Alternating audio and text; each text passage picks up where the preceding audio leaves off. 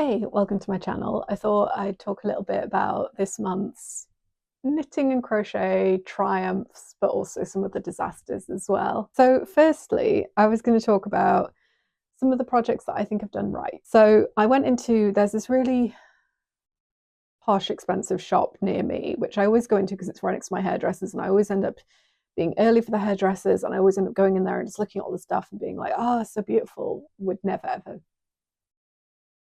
ever pay this much for it. And they've got some fingerless gloves in there, which are kind of like they're just made of mohair, and they were like 35 quid, and it's literally a square with like a hole left for a thumb.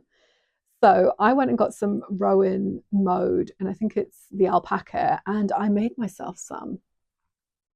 So, and I'm so happy with how they turned out. I did try it in rib because that's what the original one was, and I just felt like I wasn't loving how that was feeling. But this wool is so soft, and that is such a feature of this month, is that I'm just trying out all these different types of wool, and it's just so lovely and soft. And these are just perfect for when I'm a bit cold and like I don't want to have to like put on a coat or anything, or I don't want to put on an extra layer. So I'm just kind of like adding these, and I think I'm going to make them in some other colors. Like the only thing about the Rowan mode stuff is that they don't really have many decent colors in it. But I've got quite a lot of this left, so I think I'm going to also make myself like a little, just a plain black beanie with it. Because yeah, going through one of my phases of wearing a lot of black. Really happy with these, and also how cheap they were to make, because you know, a ball of the Rowan mode stuff is like a tenner, and these would have cost me 35 quid. So happy with them. That went well. Let's talk about one of the less well projects. So you might remember I was making a red cable swing cardigan for myself, which had kind of like a leafy cable on both shoulders. Basically just working on this non-stop, and I did half of an arm and a full other arm, and I realized I don't have enough wool left. And I was making it with like one of these big kind of Aran balls that I got, like I think I got it at the Knit and Stitch show for like a discount.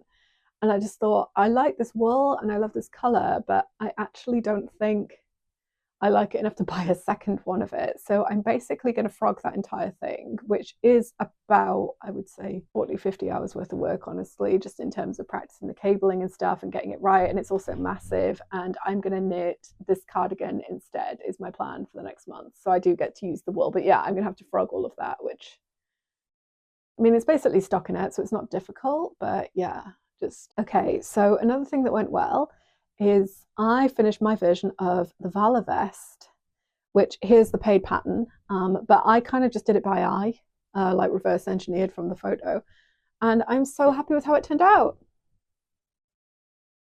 I love these colors so much. It was on hold for ages because I ran out of the purple. I think it's called like Tea Rose. This is done in the Paintbox DK cotton. And I love the pop of color. I don't really wear much purple, and I definitely don't wear much purple and red together, so I'm still working out how to style it. But yeah, I'm just love it. And I didn't completely love the way this was turning out for me. Like I felt like it was like all slanting, but I actually kind of like it now. I feel like it you know, it doesn't look like it does in the Vala vest pattern, but I feel like it kind of looks like corn or something, or like wheat. Like, yeah, I just really like it. I'm going to make myself another one in white, I think. It's a bit short on me because every single time I do a made to measure thing, I always think I've changed enough for the length, and then I haven't. But yeah, I really, really love that. And I think I'm going to get quite a lot of use out of it this summer. So that's a crochet project that went well. And then one of my other disasters this month, which all of my disasters I've realized kind of involve red wool. But basically I had a load of this acrylic, which is like a kind of, it looks really red, but I swear, like, I had it with other colors and it looked a lot more chocolatey brown, whereas on its own it looks quite red, and I did not take that into account. So I was so used to seeing this, and I was like, it's brown. I got this book for Christmas, and I have a nephew who's going to be born this month, and I wanted to make him a cow because his dad loves cows. So I thought I'll do a practice one first. So I did this little guy. This is Milo, the dog. And I was like, yeah, I'll practice it, and I'll do it in this wool because I've got quite a lot of this left. A little brown dog, that'll be cute. And instead, I accidentally made either a Bond villain or Evil Clifford, or just the dog that guards the gates of hell. Also got a weird little hunch here which I realized none of the images in the book show it from the side, as far as I can tell. And I'm like, I think what I did was, I think I made this too tall. Like, I think I lost count of the stitches at this point, and it should be a lot shorter. The reason it's got one blue eye and one black eye is because I did one eye in blue, and then I was like, oh, I don't actually like how that's looking. I'll do one in black. And then I was like, I can't bother to pull out the blue. So yeah, this is pretty demonic. I think it's mainly the color choices, but I do think as well the way that the body is so tall, making this kind of go forward like it's a kind of velociraptor kind of predator type thing is a bit. And I think also the way I positioned the ears, I think I should have positioned them more on top of the head. But yeah, I was going to give it away, and now I'm like, I don't think anyone's going to love him. So I think I'm going to have to keep him, which is frustrating because I am most shades of neurodiversity you can find, but I'm not the shade of neurodiversity that has a real affection for toys. So it does feel a little bit random having this guy sitting there, but I'm like, you know what? I guess he's mine now, and he just sits under the lamp and watches me while I work. Okay, so another project that I'm actually very happy and pleased with is, a while ago I did a video about the Game of Wool knitting reality TV show that's going to come to the UK, which I'm so excited about.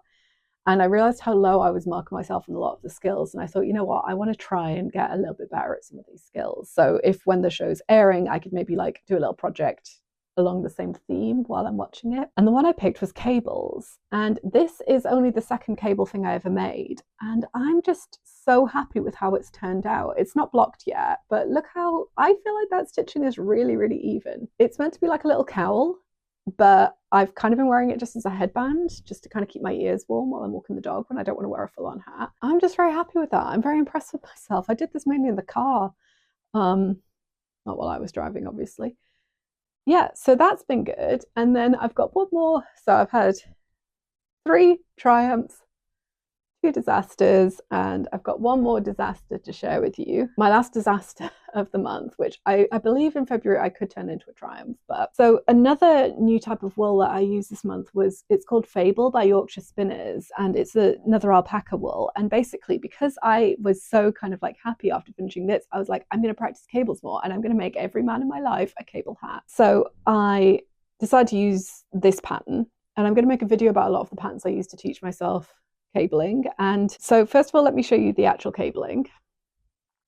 This is the hat, and there's the cabling, and I think it's looking very neat, to be honest. And bear in mind, I'm not using a cable needle for this either, but the thing is, it's massive. Like, and I turned the brim over like it told me to, and look at this. It looks like the kind of thing that a downtrodden companion in a Agatha Christie book could wear. Look at it on me. Like, it kind of looks okay from the front, but honestly, this is like the biggest hat in the world, and it's got this weird sticky out brim. And I just think this is on me for choosing a pattern that didn't have like a gauge on it. Everyone in the Ravelry notes is saying this hat came out really big, and it has come out really big. I had to use 2 balls of wool for this. The wool's quite expensive. It feels lovely, but I'm just looking at it, I was like, I cannot gift this. I don't know anyone in my life with a big enough head. And even if I did, the brim is just so much bigger than the rest of it, and this weird sticking out thing. So what I think I'm going to do is I'm going to carry on practicing different patterns and find a cable hat that I really like. And then when I found one which I'm like, yes, this is the one, I know that this works, I know I can do it, I'm going to frog this and knit it up again. Because yeah, I'm just, look how massive. Those are the main disasters and triumphs from January. I think I might do this as a little bit of a series, because I don't want to talk through every single thing I made, because a lot of them I just feel like, yeah, I did a hat, yeah, I did this, you know, it's not interesting. But I always like when people talk about the things they liked and the things they didn't like of what they made and where they made mistakes. Getting a lot of wear out of the gloves, getting a lot of wear out of the vest, getting quite a lot of wear out of the cowl. And the others, I mean, I think Evil Clifford the dog is just going to be around for a while watching. I think ultimately when I frog the red cardigan, and if I do knit it up into this other cardigan, I think I'll actually use the new version of the cardigan more. So I don't feel like, I feel like I could have done with not spending all that time on it, but I'm okay. I've made peace. And the hat, I feel, could turn into a triumph at some point. I just need to find a reliable cable pattern for it. Yep, so that's me. Thanks for watching. Like, subscribe, do whatever you want. Bye.